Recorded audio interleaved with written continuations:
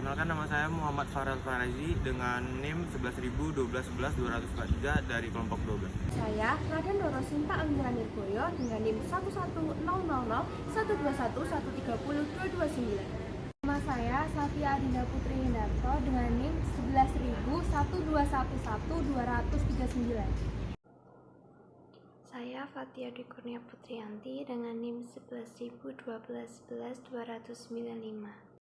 Halo semuanya, perkenalkan nama aku Adriana Anggita Sari dengan NIM 11.000.12.11.40.591 dari Hukum Perasaan kelompok 12. Terima kasih.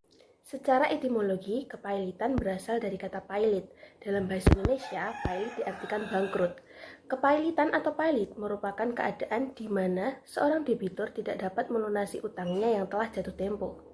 Iman Rajumulano mengemukakan kepailitan sebagaimana yang telah dikemukakan dalam Kitab Undang-Undang Hukum Perdata sebagai suatu keadaan di mana seluruh harta dari kekayaan debitur menjadi jaminan dari utang-utangnya. Kemudian, kita akan membahas mengenai pengertian penundaan kewajiban pembayaran utang. Menurut Kartini Mulyadi, penundaan kewajiban pembayaran utang merupakan kesempatan yang diberikan kepada debitur untuk melakukan restrukturisasi utang-utangnya, meliputi pembayaran seluruh utang ataupun sebagian utang kepada kreditur konkuren. Dengan demikian, dalam penundaan kewajiban pembayaran utang atau PKPU masih terdapat kesempatan bagi debitur untuk mengajukan rencana perdamaian, meliputi tawaran pembayaran kepada kreditur jika debitur tidak dapat melanjutkan untuk membayar utang-utangnya yang telah jatuh tempo. Selanjutnya, saya akan membahas tentang tujuan atau manfaat kepailitan. Pada dasarnya, peraturan tentang kepailitan memiliki maksud dan tujuan untuk menghindari terjadinya perebutan atas harta kekayaan debitur yang dilakukan oleh para krediturnya. Selain itu, manfaat dari hukum kepailitan adalah untuk mencegah kreditur melakukan kesewenang-wenangan untuk memaksa debitur agar membayar utangnya. Disebutkan pula bahwa adanya lembaga kepailitan berfungsi untuk mencegah kesewenang-wenangan pihak kreditur yang memaksa dengan berbagai cara agar debitur membayar utangnya. Selanjutnya, tujuan kepailitan juga diatur dalam Undang-Undang Nomor 37 Tahun 2004 tentang kepailitan dan penundaan kewajiban pembayaran utang. Adalah untuk yang pertama, menghindari pertentangan apabila ada beberapa kreditor pada waktu yang sama meminta pembayaran piutang dari debitor. Yang kedua, menghindari adanya kreditor yang ingin mendapatkan hak istimewa yang menuntut haknya dengan cara menguasai sendiri barang milik debitor tanpa memperhatikan kepentingan debitor atau kreditor lainnya. Yang ketiga, menghindari adanya kecurangan yang dilakukan oleh debitor sendiri, seperti melarikan harta kekayaan debitor untuk melepaskan tanggung jawab terhadap kreditor. Dan yang terakhir, yang keempat, membagikan harta debitor secara adil dan seimbang menurut besar atau kecilnya piutang masing-masing kreditor. Syarat permohonan kepailitan. Syarat kepailitan diatur dalam pasal 2 ayat 1 Undang-Undang Nomor 37 Tahun 2004 tentang kepailitan dan penundaan kewajiban pembayaran utang, yang berbunyi, debitur yang mempunyai 2 atau lebih kreditur dan tidak membayar lunas sedikitnya satu utang yang telah jatuh tempo dan dapat ditagih, dinyatakan pailit dengan putusan pengadilan, baik atas permohonannya sendiri atau permohonan satu atau lebih krediturnya. Sehingga dapat dipahami di sini bahwa terdapat 2 syarat kepailitan, yaitu satu, adanya 2 atau lebih kreditur, dan yang kedua, adanya utang yang salah satunya telah jatuh tempo atau jatuh waktu dan bisa ditagih, yang tidak dibayar lunas oleh debitur. Selanjutnya, permohonan kepailitan ini harus dikabulkan oleh pengadilan niaga, baik atas permohonannya sendiri atau permohonan satu atau lebih krediturnya. Dikabulkan ketika kedua syarat kepailitan secara normatif telah terpenuhi. Dalam mengajukan kepailitan, pemohon harus memenuhi ketentuan yang telah diberikan oleh pengadilan niaga, yaitu yang pertama, surat permohonan bermaterai dari advokat yang ditujukan kepada ketua pengadilan niaga setempat. Yang kedua, izin atau kartu advokat yang dilegalisasi pada kepaniteraan pengadilan niaga setempat. Dan yang ketiga, surat kuasa khusus.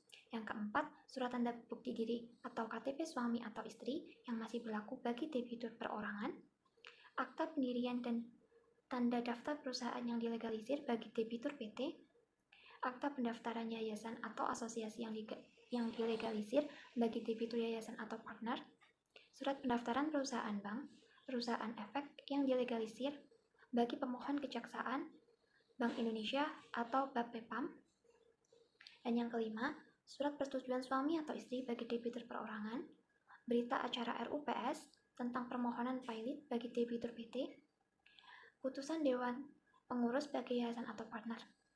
Yang keenam, daftar aset dan kewajiban bagi debitur perorangan, neraca keuangan terakhir bagi PT, yayasan, partner, dan yang ketujuh atau terakhir, nama serta alamat kreditur dan debitur. Prosedur pengajuan kepailitan. Prosedur pengajuan kepailitan sendiri sudah diatur dalam Undang-Undang Kepailitan, yaitu melalui prosedur berikut. Yang pertama, pengajuan ke pengadilan niaga. Mengajukan permohonan pailit pada Ketua Pengadilan Niaga melalui panitera yang dalam hal ini menunjuk pengacara dengan lisensi kurator.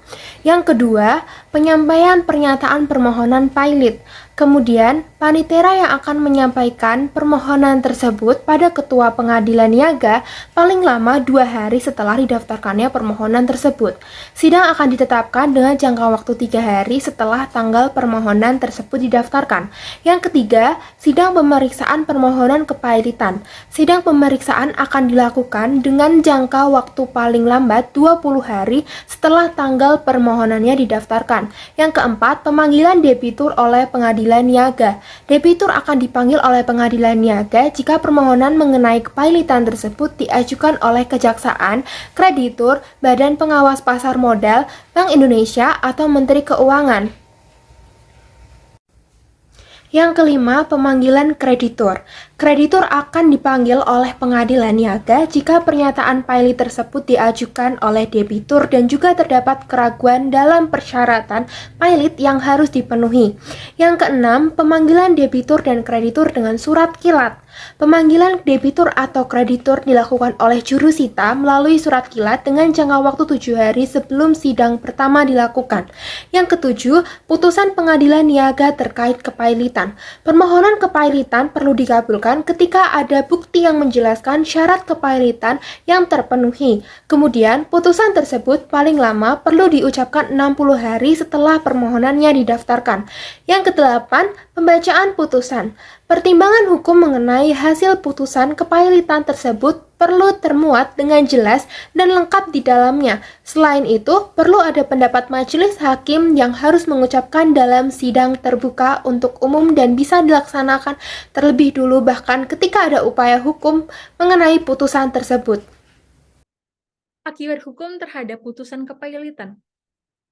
Putusan pernyataan pailit Pengadilan Niaga akan membawa akibat bagi debitur dan kreditor.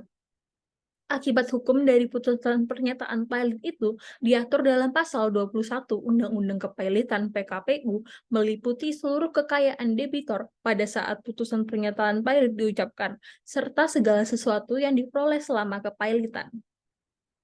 Debitor yang dinyatakan pailit kehilangan segala hak perdatanya untuk mengurus dan menguasai harta kekayaan yang telah dimasukkan ke dalam harta pailit.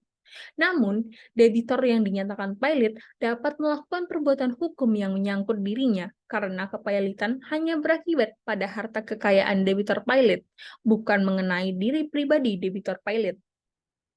Untuk perusahaan yang bukan badan hukum yaitu firma dan persekutuan komanditer atau CV, kepailitan tidak dijatuhkan kepada persekutuan, tetapi yang dinyatakan pailit adalah sekutunya.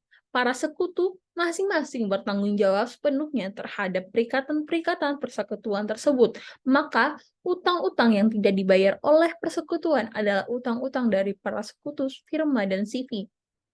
Dalam hal debitor pailit adalah perusahaan berbadan hukum yaitu perseroan terbatas, maka berdasarkan ketentuan pasal 104 Undang-Undang Kepailitan PKPU menentukan bahwa atas persetujuan panitia kreditor sementara, kurator dapat melanjutkan usaha debitor yang dinyatakan pailit.